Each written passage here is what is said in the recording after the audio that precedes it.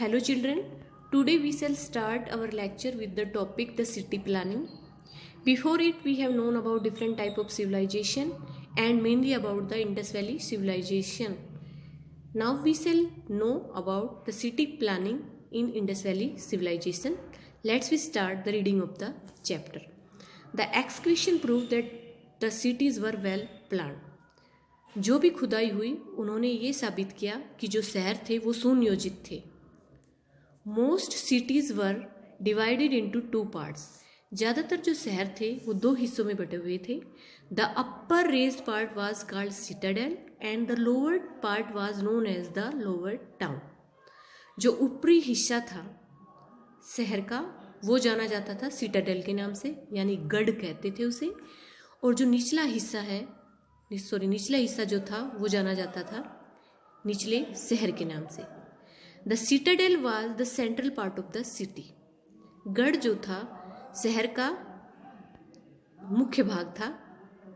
It enclose important buildings like the great bath, the granary and the town hall. इसके अंदर बहुत सी महत्वपूर्ण इमारतें थीं जैसे महान स्नानागार, अन्नागार और टाउन हॉल. टाउन हॉल होता है मीटिंग प्लेस जहाँ पर लोग बैठते हैं, बातें करते हैं, मीटिंग करते हैं वो. The lower town was the residential area. और जो निचला शहर था वो रिहायशी क्षेत्र था जहाँ पर लोग रहते हैं. A huge great bath has been discovered at Mohenjodaro in the middle of a Citadel.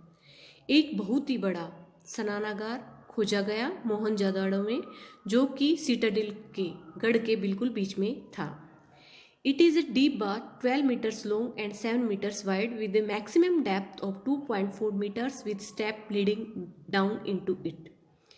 ये एक बहुत ही गहरा स्नानागार है जो कि 12 मीटर तो लंबा, 7 मीटर चौड़ा और इसकी मैक्सिमम अधिकतम जो गहराई है वो है 2.4 मीटर.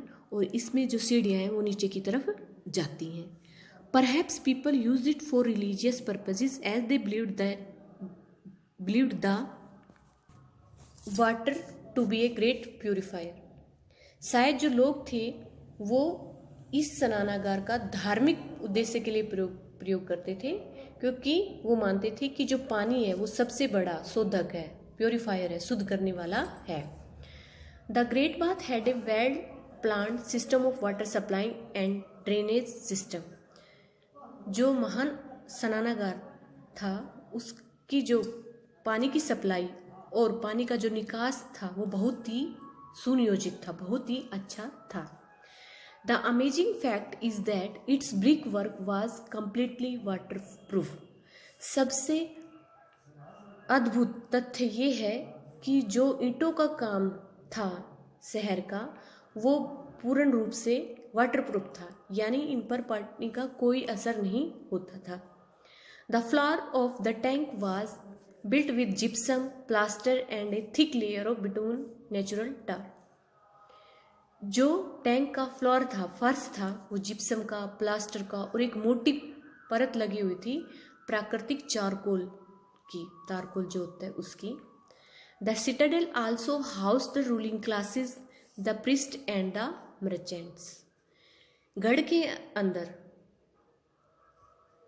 लोग रहते थे, वो थे शासन करने वाले वर्ग, पादरी और व्यापारी, यानी गढ़ में ये लोग रहते थे.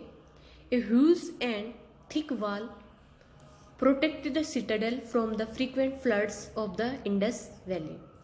एक बहुत ही ऊंची मोटी दीवार थी सिटाडेल के चारों तरफ जो इसको बचाती थी. किससे? इंडस वैली में जो लगातार बाढ़ आती रहती थी उससे, ताकि कोई नुकसान न हो वहाँ पर.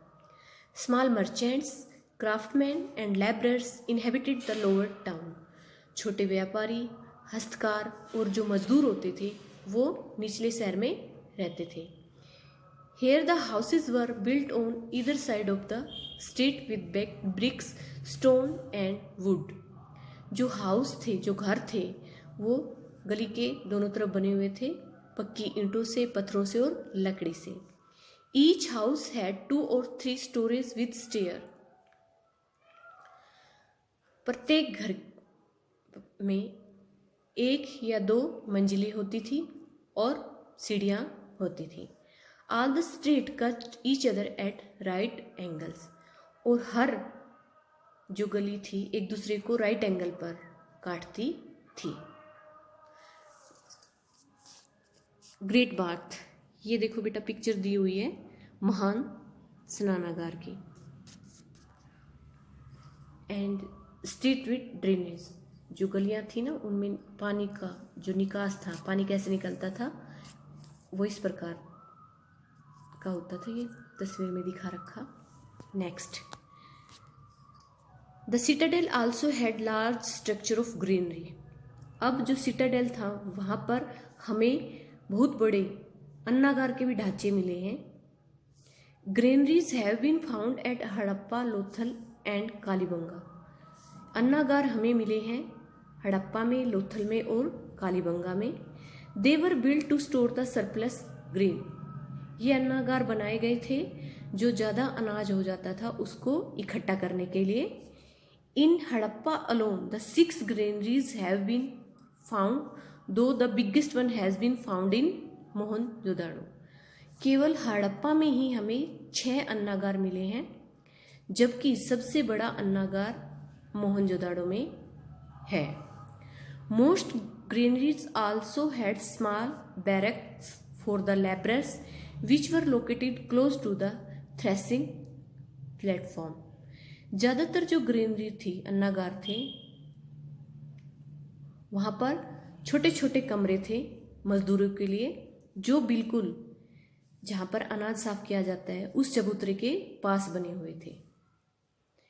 The elaborate drainage system was highly efficient to drain the dirty water out of the city। जो ये बताया गया पानी का निकास का जो सिस्टम था वो बहुत ही उपयुक्त था गंदे पानी को शहर से बाहर निकालने में।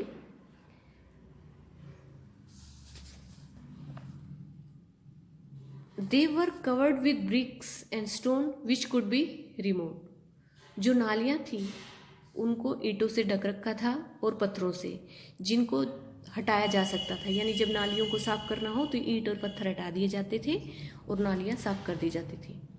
The small drains of bathroom and kitchen were joint with the main drains. छोटी नालियाँ बाथरूम की और जो रसोई घर की थी वो मुख्य नालियों से जुड़ी हुई थी। Which is turn fell into the big drain of the city, जो कि बाद में शहर की जो बड़ी नाली होती है उसमें जाकर मिल जाती थी। तो बेटा आज हमने इंडस वैली सिविलाइजेशन की सिटी प्लानिंग पढ़ी, जिसमें हमने जाना कि जो सिटी थी वो 2 पार्ट्स में बटी हुई थी, 1 Citadel and 2 lower town. Citadel जो था उसमें रूलिंग क्लास, प्रिस्ट और मर्चेंट रहते थे, और जो लोअर टाउन था वहाँ पर स्मॉल मर्चेंट, क्राफ्टमैन और लेबरर रहते थे। इसके अलावा हमने ये भी जाना कि वहाँ पर जो ग्रेनरीज और ये ग्रेट बाथ जो मिले हैं वो बहुत ही अच्छे थे। वहाँ का drainage system, city planning, street की प्लानिंग, ये बहुत ही बढ़िया थी। ड्रेनेज सिस्टम इतना अच्छा था कि पूरा शहर का पानी आराम से बाहर निकल जाता था। सबसे बड़ी ग्रीनरी हमें मिली मोहनजोदाड़ो में। तो आज हमने इन सब के बारे में जाना। I hope you will have understand it clearly. Next we will study occupation in the next lecture. Thank you.